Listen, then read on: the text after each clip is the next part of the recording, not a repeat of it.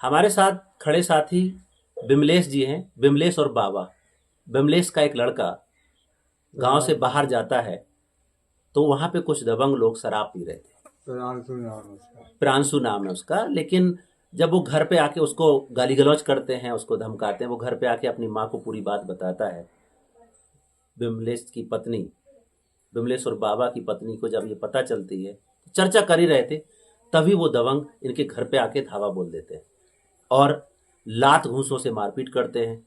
इनकी पत्नी को खींच के ले जाते हैं।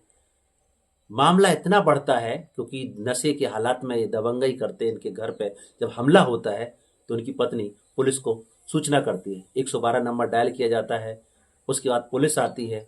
पुलिस के बाद प्रक्रिया आगे शुरू हो जाती है। जी हाँ दोस्तों, नमस्कार। मेरा नाम कुलदीप कुमार और आज की कहानी, आज की घटना जो हम आपके साथ साझा कर रहे हैं, ये घटना जालौन जिले की एदलपुर गांव में घटती है। 26 जनवरी को सब लोग तिरंगा और 26 जनवरी आज़ादी का जश्न मना रहे थे, लेकिन इधर एक दलित परिवार के ऊपर दबंगों के द्वारा हमला किया जा रहा था।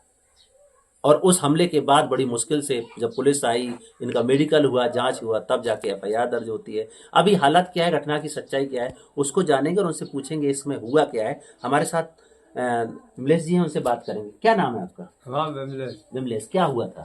वे घर आए थे मारम अभी इनसे पूछ के फिर आपसे बात हाँ करेंगे। घर आए थे। हाँ, घर आके जब भीतर आए मारन लगे। आप थे उस समय? हाँ थे। अच्छा, लेकिन आपकी पूरे केस में इनकी पत्नी ने कर, आप इधर आ जाइए, आप आ जाओ, आप इधर आ जाओ और आप बताइए क्या नाम है आपका? इधर आ जाओ और आगे को। हाँ बताइए क्या नाम है आपका? मेरा बबली। बबली, क्या हुआ था? वो मेरा बच्चा था, छेरी करने गया था मेरी। छेरी करने गया था तो उससे बोला राहुल गुर्जर। वहाँ 2-3 लोग ठाड़े थे, उसने डांटा भी है मगर वो माना नहीं है। बोले साला यहाँ क्यों आया है फ्रांस? बोले भैया हाँ मैं फ्रांस हूँ। बोले अच्छा। बोले साला यहाँ बहुत लगता है। बोले भैया मैंने क्या किया है, मैं तो इतना छोटा सा। तो बस यहाँ आया, वो मुझे बच्चा बताने लगा, मम्मी भैया मानने के दौड़े। बोले साले आपके घर में आ रहे हैं, अभी थोड़े मारेंगे। बस तो यहाँ बस चले आए वो लोग सीधे लड़ने के लिए। एकदम से निकले, मेरा हाथ पकड़ के ऐसे खचोल दिया। मारने लगे। वहाँ मेरे भाई को मारा, मुझे मारा, मेरे पति को गर्दन उसकी। फिर मुझे छोड़ा जैसे तैसे। तो मैं आके मैंने फिर पुलिस बुलाई। पहले दो पुलिस वाले आए, फिर गाड़ी आई। ऐसा था। ओके, पुलिस जब यहाँ पे आई उसके बाद आप थाने गए? हाँ उसके बाद थाने गए। तो क्या पुलिस ने क्या कार्रवाई करी? आपने कुछ बातचीत करी कि बातचीत और करी, आरोपियों चलो को पकड़ा? क्या हुआ? वो लोग गए हो, हाँ उनके घर पे गए, गाली गुलज किया खूब। उनने कहा भी है कि निकलो। कौन कौन थे सबके घर पे गए, बुलाया भी है। उस लोगों ने गेट नहीं खोला किसी ने। तो आपको क्या लगता है ये आपके साथ घटना क्यों घटी है? ऐसा कोई कभी पहले हुआ है? क्यों आपके घर पे आके उन्होंने इतनी दबंगई आपके साथ? उस दिन तो 26 जनवरी को लोग गणतंत्र दिवस मनाते हैं, आपके साथ ऐसा क्यों घटा? आपको कोई पुरानी रंजिश थी, क्या था? कुछ नहीं, पीते थे, पिए में चले आए। वो गलती मना रहे हैं, पीने में चले आए। अच्छा, तो इस केस को लेकर के जो एफआईआर दर्ज हुई है, उस एफआईआर का कॉपी हमारे पास है। इस केस में 147, 323, 504, 506, 452 और SC/ST एक्ट की धारा 325A में ये मुकदमा पंजीकृत हुआ है जालौन थाना के अंतर्गत 27 जनवरी को। और इस केस के पंजीकरण होने के बाद अब इस परिवार के साथ लोग कह रहे हैं कि गलती हो गई, समझौता कर लो। तमाम लोग, रिश्तेदार आ रहे हैं, बात कर रहे हैं। आप बताइए बबली, क्या उसकी घटना के बाद अभी किस तरह से आपके साथ चर्चा बातचीत हो रही है और आप क्या कर रहे हैं? वो लोग यही कह रहे हैं कि तस्या कर लो, कभी नहीं करेंगे। अच्छा, ऐसा कभी नहीं करेंगे, जिंदगी में नहीं करेंगे। मुझे भी मान लो सबके सामने, जो अपने रिश्तेदार, मुझे भी मान लो, कभी नहीं करेंगे ऐसा हम।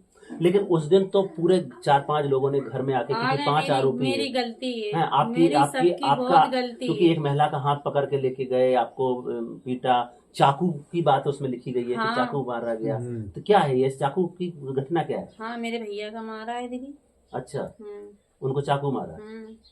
तो दारू के नशे में वो 4-5 आरोपी आते हैं, इनके घर पे इनका हाथ खींच के, इनको पकड़ के खींच के लाते हैं, पति को पीटते हैं, इनके भाई को चाकू से वार करते हैं। इतनी बीभत्स घटना घटती है कि पुलिस को 112 बुलाई जाती है, पुलिस आती है, बड़ी मुश्किल से उसके बाद एफआईआर दर्ज होती है। एफआईआर तो हो गई है, 1 महीने से ज़्यादा का समय हो गया है, अब इनके ऊपर बोल रहे हैं कि गलती हो गई, समझौता कर लो।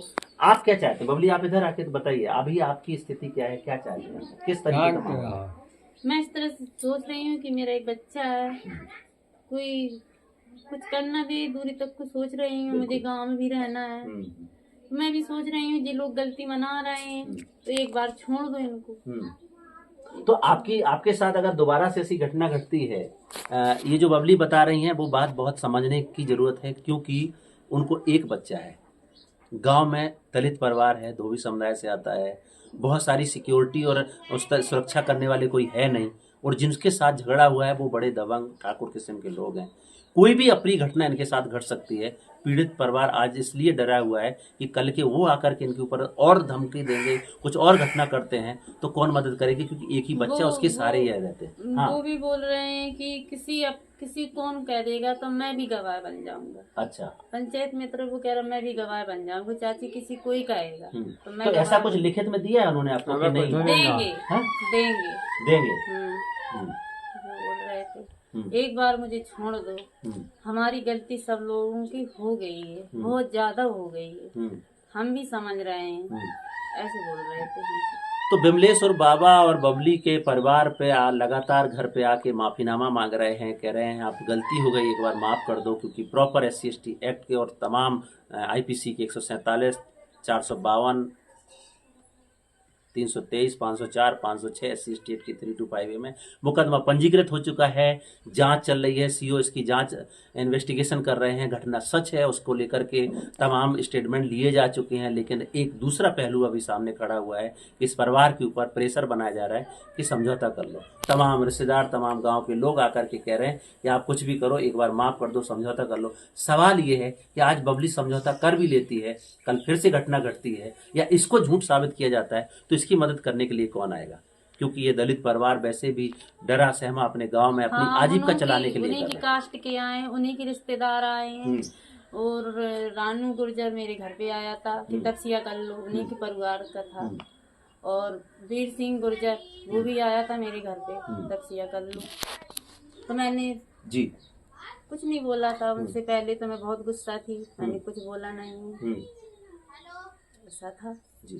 तो वही बात बबली बोल रही है कि अब इस तरीके का प्रेशर और ऐसे तमाम सारी घटनाओं में ये होता है कि पीड़ित को धमकाया जाता है, पीड़ित को डराया जाता है, उनके ऊपर सुरक्षा का सवाल खड़ा होता है, क्योंकि उनकी मदद कौन करेगा? इस हालात में ये परिवार कैसे अपनी आजीविका और सम्मान के लिए संघर्ष करेगा? क्योंकि चाकू से वार किया गया, पत्नी को घसीट के फेंका गया और प्रॉपर सेक्शन में FIR दर्ज हुई। मामला इतना बड़ा कि पुलिस को आना पड़ा, 112 नंबर आई, इसके बाद FIR दर्ज हुई है।